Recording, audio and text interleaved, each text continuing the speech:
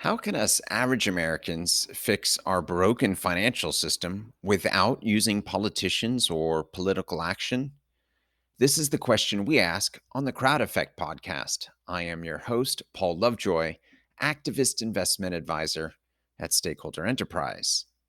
In 1972, Camden, New Jersey was plagued by crime and high rates of poverty.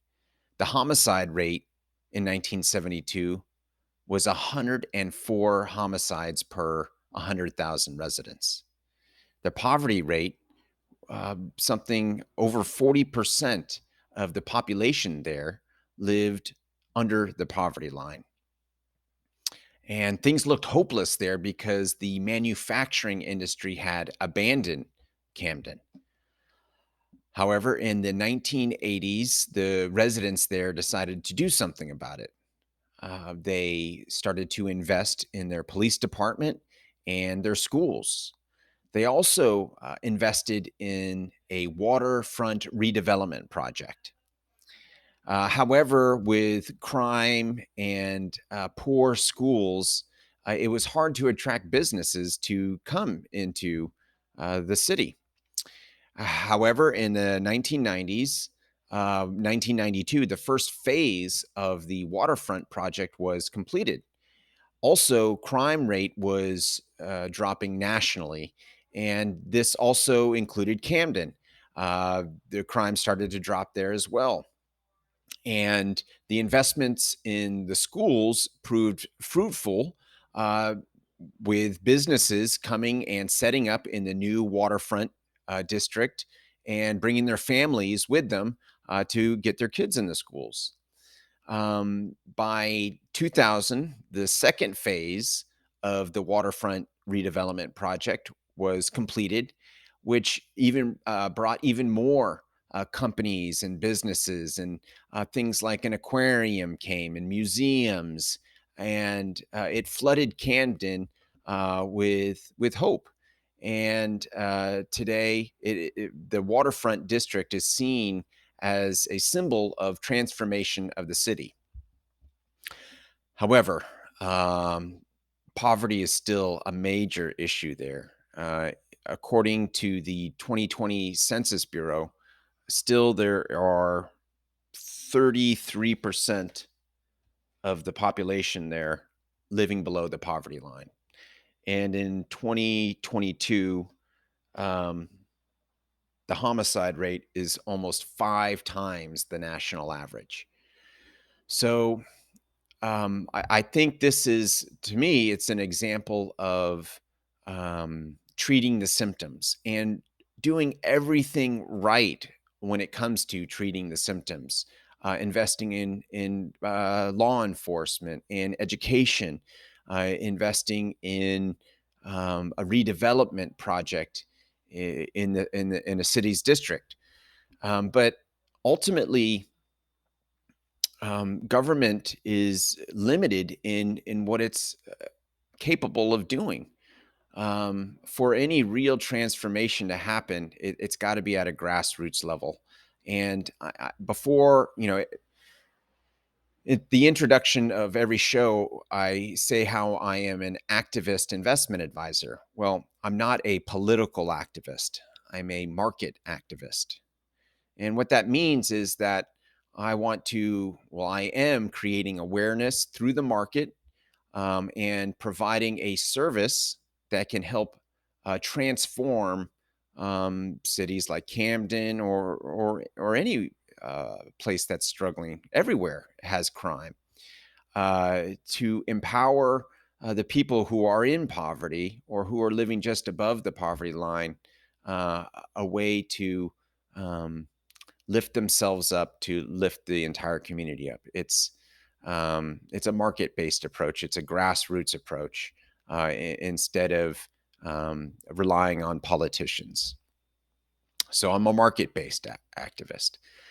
Um, Now transitioning to the story of the day, I was really affected by this kid who went to pick up his younger siblings and rang the doorbell at the wrong address. a simple mistake, went to street instead of terrace, and the homeowner just shot the kid. Didn't even say anything. Apparently, didn't say anything. Nothing. Just shot him and then shot him again on the ground. Um, and that story really affected me, and I'm sure it's affected other people as well. And it shows me that this political division, this stoking of fear that's happening, um, is because we are treating the symptoms. Um, People are so attached, emotionally attached to their way of treating the symptoms. Um, and until we start focusing on the root cause, which is the way corporations are designed, then things are only going to get worse. Um, because treating the symptoms has led to this political division. It's stoking this fear. It's bringing people, also on the news recently, there was a gentleman who was killed. The police went to the wrong address, but brings a gun to the door also. Um, the whole strategy of bringing a gun to the door, I just don't think is a good one. If you think that, um, there's trouble outside your door, well, why bring how are you going to solve anything with a gun if you open it? Maybe you could keep the door closed, talk to the person on the other side. Hey, who is it? Opening the door with a gun, it just seems like a horrible strategy. Uh, if no one is answering, um, when you call out, call 911, and be ready if someone does break into your house. Um, then you have an advantage of take being undercover and having a line of sight at the door if it is a real intruder. So anyways, yeah, it's a terrible story, and it's a terrible thing that we're doing. And if we keep blaming the other side of how they're treating our economic problems, we're only going to see more conflict. Um, but that's why I created this company because I'm a hopeful person. I believe the only way to work towards a better future is to visualize a better future, and you have to be optimistic to be able to visualize a better future. So that's what I am, optimistic that we will be able to overcome uh, these problems. And once we see that the root cause is not government response, but the way companies are designed, and we can change that. There's ways that we all can, and that will transition into my financial tip of the day. Crowd investing. Crowd investing is a way where anyone with $10 can democratically say how a company should be formed, or how a loan, or who should get loans.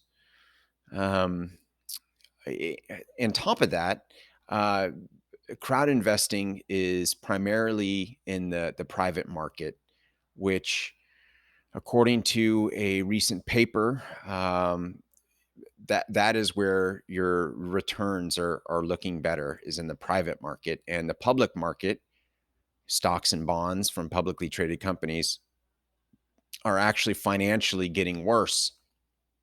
So it's in our own financial interest to become crowd investors and invest in the private market. The paper said that the private market is a lot riskier, and that is true. And that's why crowd investing is such a beautiful thing, because we're able to diversify so easily. We can be in hundreds, even thousands of projects with not a lot of money. Like I said, anybody with $10 can be a crowd investor. So that's for our show for today. My name is Paul Lovejoy. I am a crowd investor, and I see you are one too.